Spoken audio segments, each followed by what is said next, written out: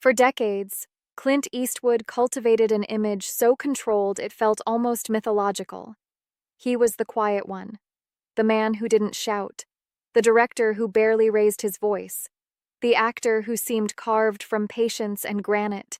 In Hollywood, where tantrums were currency and egos filled entire sound stages, Eastwood became something rarer.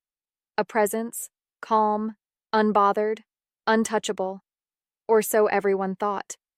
What few people understood was that Clint Eastwood's silence was never softness. It was a ledger, a mental notebook where names were written once and never erased. He didn't explode. He didn't retaliate publicly.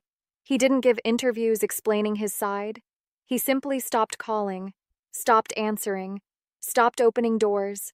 And in Hollywood, that kind of silence is louder than any scandal.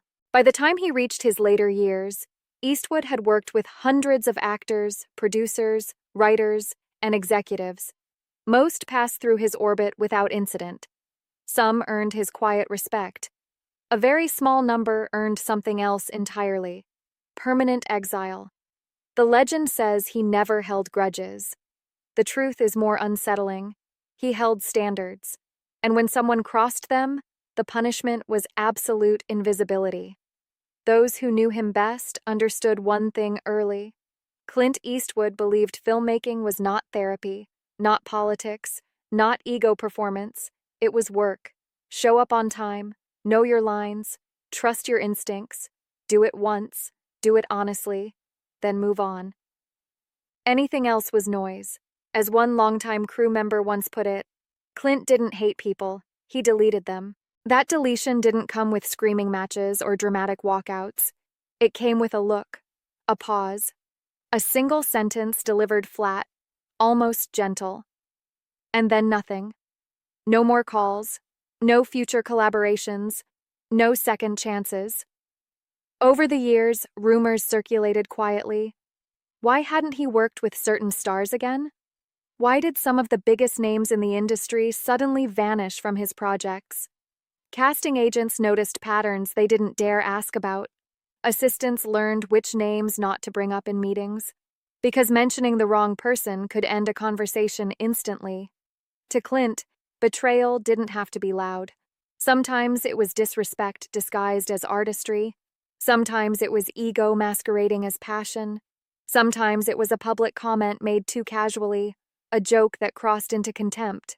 And sometimes it was simply wasting time. Time, to Eastwood, was sacred. He believed the first honest take told the truth. That repetition diluted instinct. That overthinking strangled authenticity. Anyone who treated a set like a battlefield of egos rather than a place of discipline was already on thin ice. By his 90s, Eastwood had nothing left to prove. No awards to chase, no legacy to protect. And that was when the stories began surfacing.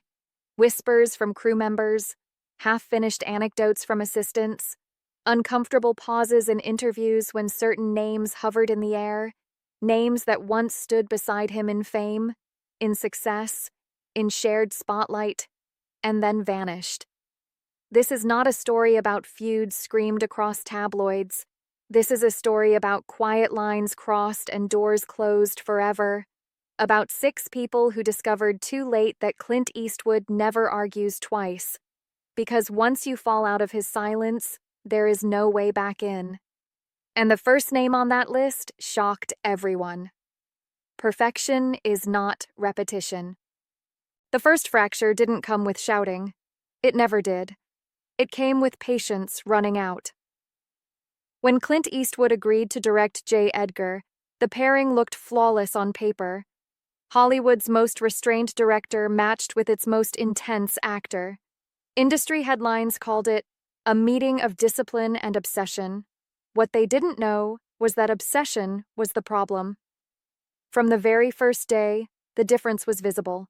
Leonardo DiCaprio arrived armed, not emotionally, academically. He carried thick folders filled with handwritten notes, historical references, photocopied FBI memos, marginalia scrawled in red ink. He asked questions between takes. He asked questions during takes. He asked questions after Clint quietly said, "That's good." Crew members noticed something unusual. Clint didn't argue. He didn't correct. He didn't push back. He simply watched. To DiCaprio, preparation was respect. To Eastwood, it was hesitation dressed as diligence. On Eastwood's sets, actors didn't arrive searching. They arrived ready. Instinct came first. Thinking came later. If a moment worked, it was captured and preserved. Repeating it meant killing it. That philosophy had served Clint for decades. DiCaprio's process challenged it at every step. The breaking point came during a key emotional scene. Hoover unraveling, vulnerable, exposed. The room went still as DiCaprio delivered the performance. Raw, focused, controlled chaos. Clint didn't hesitate. "Perfect," he said softly. "Cut." The crew exhaled. That was it. But DiCaprio didn't stop. "Can we do one more?" he asked. Then another. Then another. By the sixth take, Clint had stepped away from the monitor. He leaned against a table, coffee in hand, face unreadable. He wasn't angry. That was worse. He was done. Someone asked quietly if he wanted to reset. Clint didn't look up. "He's still searching for something I already got," he said. The words landed heavier than a shout. After that day, the energy shifted. Scenes were completed efficiently. Conversations stayed professional. But something essential had closed. When filming wrapped, there were no celebrations, no promises of future projects, just polite distance. Years later, casting directors would suggest DiCaprio's name again, always carefully, always tentatively. Clint's response never changed. "Great actor," he'd say. Then silence. To Eastwood, perfection was not about squeezing every possible version out of a moment. It was about recognizing truth the instant it appeared. Anything beyond that was indulgence, ego, waste. DiCaprio went on to win awards. Praise followed him everywhere. But one thing never came again. Another Eastwood film. Because Clint believed this deeply. If someone didn't trust his eye, they didn't belong on his set. That was the first name quietly crossed off. The industry didn't notice at first. It rarely does. But Clint's circle began to shrink by design, not by accident. He wasn't aging out. He was refining. And then someone crossed a line that had nothing to do with filmmaking at all. That was when Clint stopped being disappointed and started being finished. There are lines you don't joke about. Clint Eastwood never cared much about politics. At least, not the way Hollywood cared about politics. He didn't campaign loudly. He didn't preach on red carpets. He didn't turn interviews into moral performances.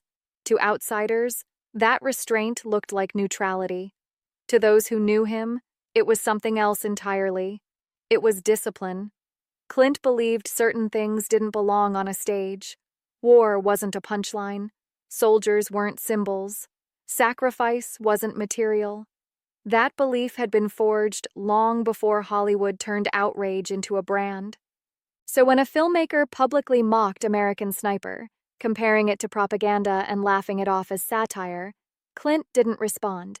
He didn't issue a statement. He didn't defend himself on social media. He did something far more final. He erased the man completely. The tension hadn't come out of nowhere. Years earlier, Clint had already drawn his boundary. At an awards ceremony, he'd made a remark that people later tried to spin as a joke. It wasn't. Those who were there remember the room going still. They remember the look on his face. Flat, cold, finished. That was Clint's warning.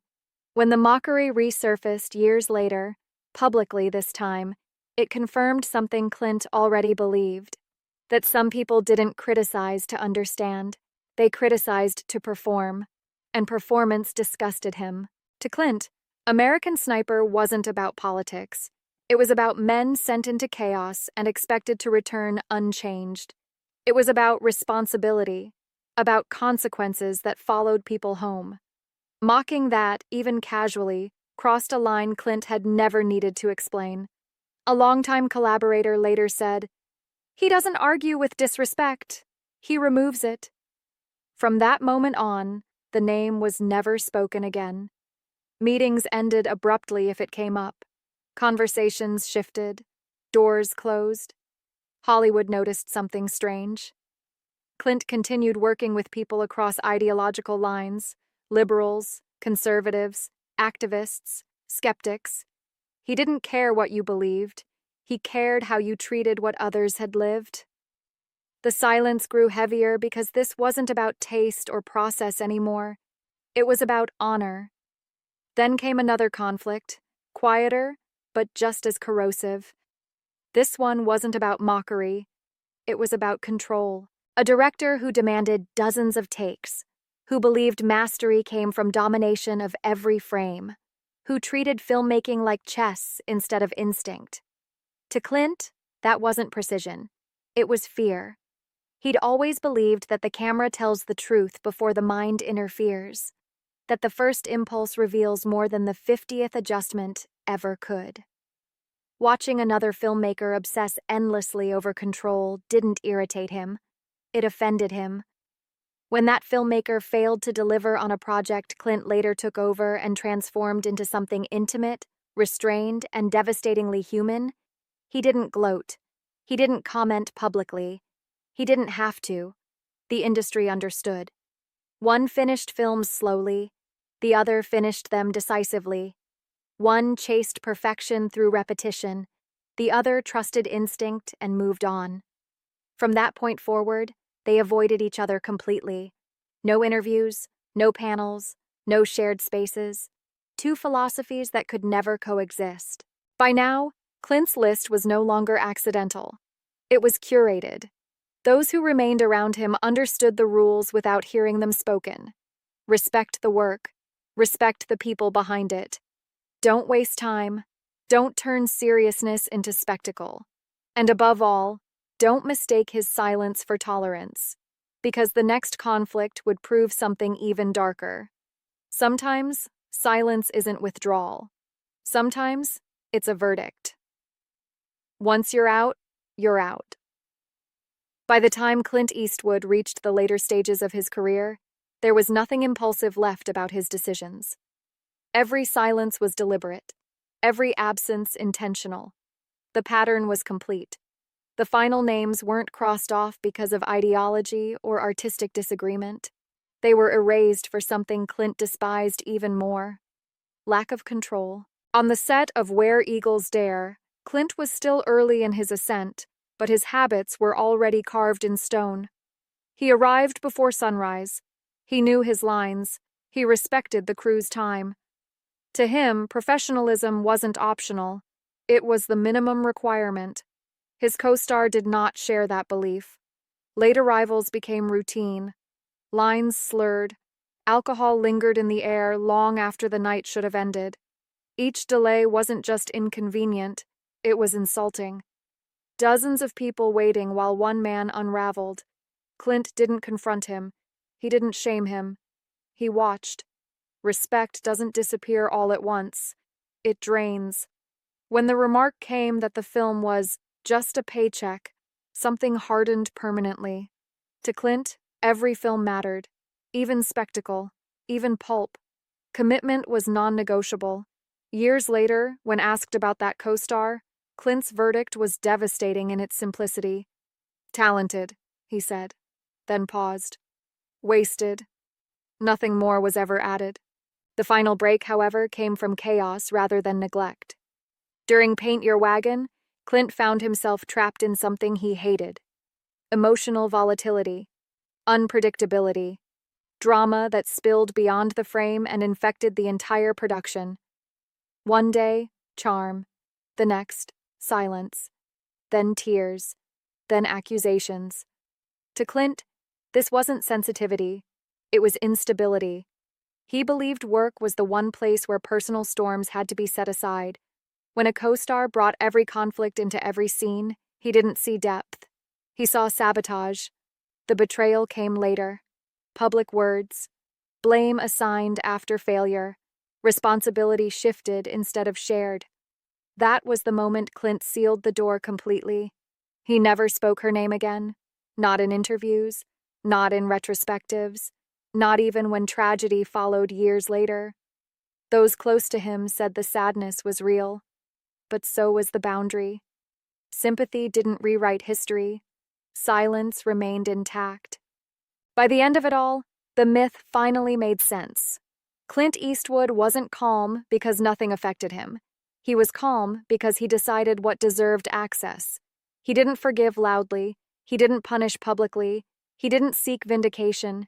He simply continued without you. In an industry addicted to second chances, Clint Eastwood offered none. Not out of cruelty, but out of conviction. He believed life was too short for repeated lessons, too short for wasted time, too short for people who didn't respect the work. And that is why the silence surrounding his name is different. It isn't empty, it's intentional. So the question remains, long after the cameras stopped rolling and the sets were dismantled. Was Clint Eastwood right to cut them out completely? Or did his silence become a weapon sharper than forgiveness? That answer depends on whether you believe respect is negotiable. Because Clint Eastwood never did.